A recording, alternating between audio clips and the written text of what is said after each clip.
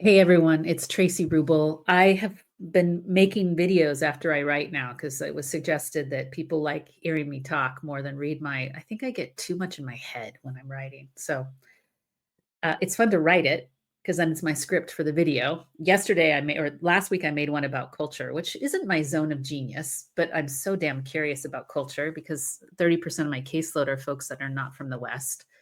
I'm also an immigrant. I'm from the US, from California, living in Germany.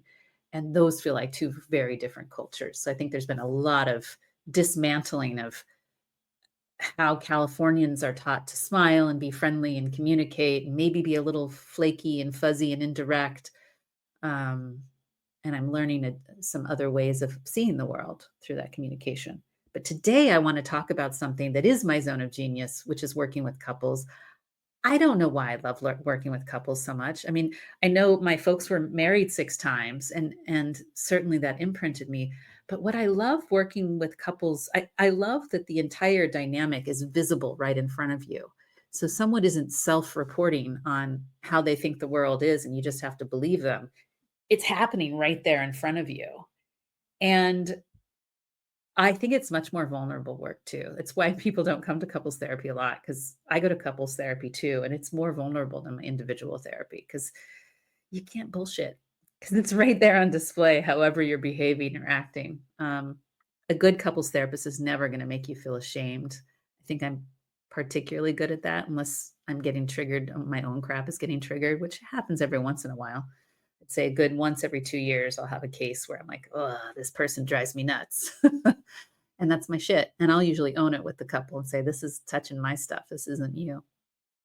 So that's a little funny side note. But here's the really common situation that comes up in most couples that I see: scorekeeping. It seems like such a simple thing. And I love the way Esther Perel treats this in some of her videos. Um, Look, if there's a simple behavioral intervention where you can just help them look at how they're organizing their lives and your help at organizing and project managing them better will solve the problem, then I will start with that first, for sure. Most of the time when I do that, the problem persists though. Then I'll talk about gender training because if it's a situation where the man actually is more focused on work outside the home, that could be something that he learned from gender training. And then we'll have some really fun, interesting conversations about that, especially if they're both working. And then we'll talk about literally how have they set up what I call the family business plan. Because if you don't have any sort of structure or plan for how you run your house, well, then that's a recipe for feeling resentful and scorekeeping. Can you imagine going to a job and nobody has a job description and you just kind of hope people do something to contribute to the company well-being? I mean, that would never work. You'd have to you need to have a mission statement. Here's why we're doing this. Here's who's doing what and what happens if somebody doesn't keep their agreements. So I'll do those kinds of things too. But even after project managing them, even after talking about gender dynamics, and even after helping them build a family business plan, the scorekeeping might persist. As an aside, I want to say that the gender stuff is getting a lot of attention right now, but I have a lot of queer couples where the same scorekeeping goes on.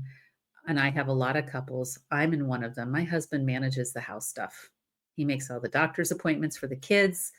He keeps track of groceries. I mean, it's the complete opposite in my house. So it's not always along gender lines.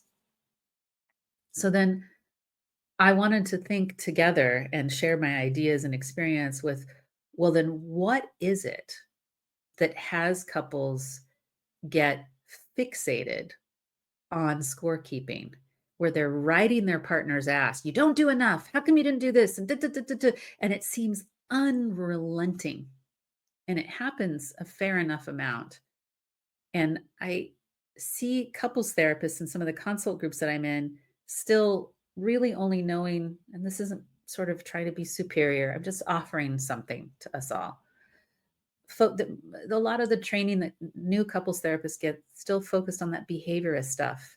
And what I want to say is that sometimes this fixation on scorekeeping is actually a defense mechanism. And a defense mechanism is defending us from feeling unbearable feelings. I'm going to say that again. You've heard it, the psychobabble may have never made sense to you. What a defense mechanism is doing is protecting us from feeling what we imagine to be unbearable feelings. Often we develop defense mechanisms when we're young and we haven't tested them out to realize that, oh, now that I'm a grown up, I can feel those feelings just fine, right?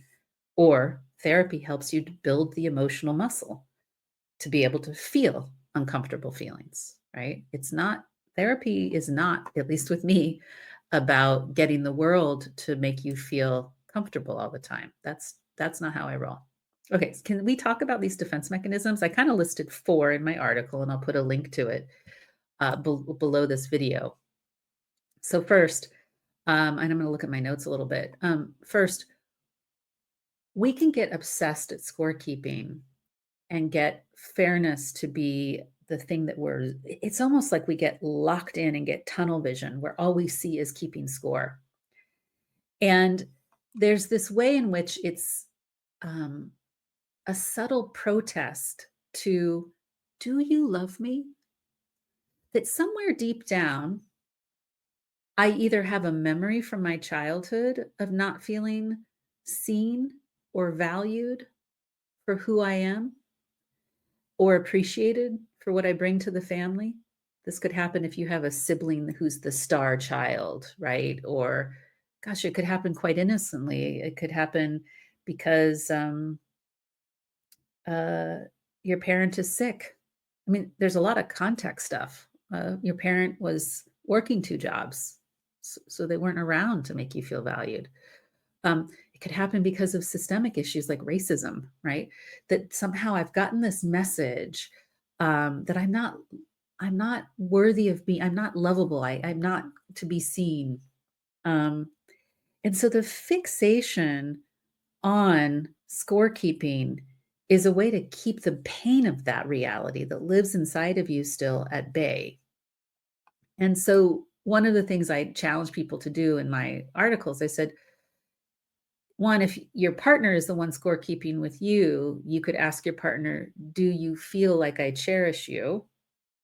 And if you're the one doing the scorekeeping, you could wonder about yourself, when I scorekeep like this, what feelings are underneath it besides just that the laundry isn't folded? Like, are there feelings of not feeling loved? Are you fighting to be loved? Are you fighting to be seen?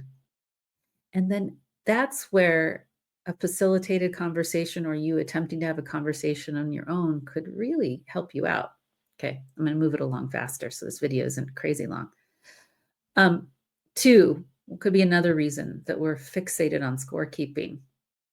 Well, this is very personal and cultural. If we got anything from our young life, that you only got love when you earned it, right? You had your chore list. You got no good props from your family until you got your chores done.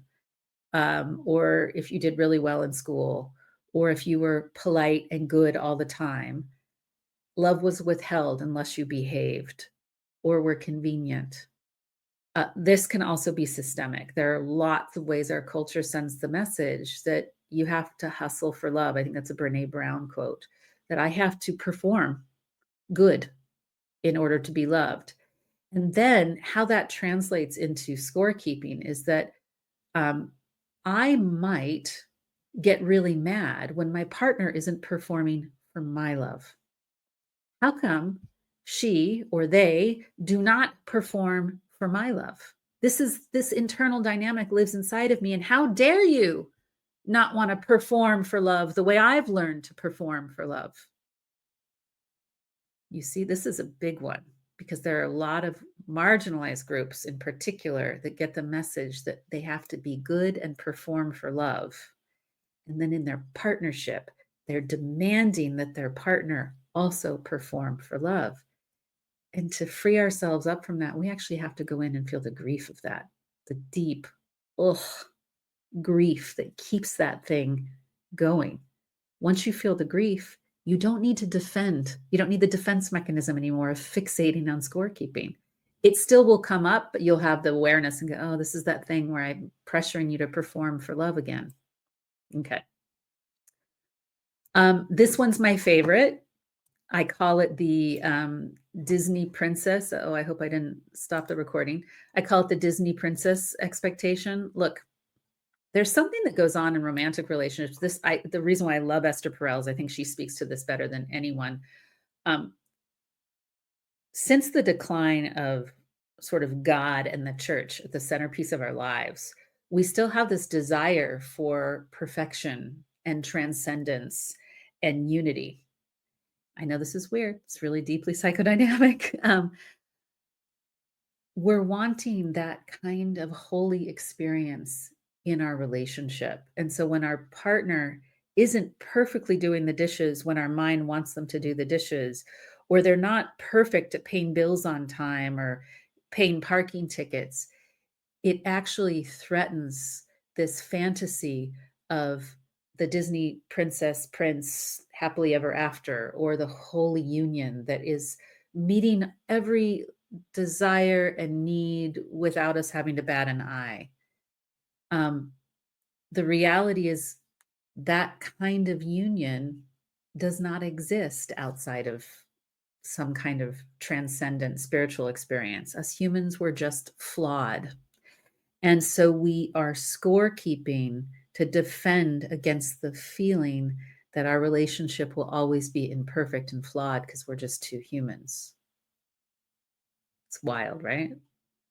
I think we feel this way about our kids too. We want our love for our children to feel pristine but no, they drive us nuts sometimes, right? Um, so really being able to uh, address yourself and go, what do I long for that I just can't have? And feeling the grief of that will soften your scorekeeping resentment towards this person. And then the last is it's not the last, two more. There's a defense against vulnerability. So it's interesting. We don't like to feel um, taken advantage of. And for some people, so if you think about what generosity is, if I give to you and I do the dishes and I cook dinner, and I'm doing it from a place of so much love and it's joyous. But if I find myself doing that and being generous and giving from this beautiful place of generosity, but over time find that you never give back, that hits me hard. It's like a knife to the chest. It like shocks us and go, wait a minute. And for some people, it may be from childhood. It can come from society. Maybe I give a lot to my job and it doesn't give back, or to my church and it doesn't give back, or to my community. And then we burn out. It'll happen. Couples will bring in baggage from a previous relationship where they overgave to a partner. Sometimes they lost a lot of money. They gave a lot of money to a partner, right? And so you see them bring the defense against getting taken advantage of and the vulnerability and pain that that brings. And so their scorekeeping is defending against that. This one happens less often. The other ones happen more. This last one happens a lot, and it's the last one that I'll give voice to. Um, power struggles. Power struggles. Okay. So oftentimes when we're scorekeeping, it's actually a desire to have power because if we had any experiences either in childhood in our family or in the society that we live, so for sure anybody that has experienced any systemic injustice might be prone to acting this out in their marriage partnership. I do not want to experience powerlessness again. And so if I am hyper vigilant about scorekeeping you, I protect myself from ever feeling powerless. Okay. And you might say, well, isn't that a good thing? Well, no, because this is the person that you love. And remember back to the Disney princess point above, um, we're messy and imperfect. Now, it is true that sometimes I do have pathological clients that are truly scary people trying to dominate and manipulate, but I'm gonna tell you that is like I might get one of those 1 in 5 years, right? You'll accuse your partner of gaslighting you, and you'll accuse your partner of trying to lord power, but they're just messy humans like you, who has their own constellation of stuff around this. So the question you might ask that I wrote in the article is, what would I fear losing if I stopped keeping score? And what does power mean to me in this relationship? I really like exploring power. It's one of my favorite things to do. And sometimes therapy is not about telling you the right way to behave, but if I just open up the conversation with a couple, tell me about power. How do you experience yourself as powerful or not powerful in this relationship? I always find it interesting how the person who's doing all the scorekeeping doesn't realize that that's a power over position. And yet they claim that they're in a power under position, which is why they're entitled to scorekeep. And I'm like, well, but we need to look at the fact that this is an incredibly powerful position to be in. And when the couple can talk openly and honestly about how they each relate to power, act on power, demonstrate power with inside the relationship, then they're able to untangle and unravel without my help because I dive into these conversations in a way that doesn't say, here's the correct way to relate. And sometimes I do. I'm bossy sometimes. You pay me to do that sometimes too. But more often than not, by me facilitating a conversation, each person starts to hold a complex, nuanced view of the relationship as a system where each person is a little softer and willing to own their part. This power struggle one is hard. I have had couples where the person who wants to be in that scorekeeper power over role is unwilling or unable to let go of that role.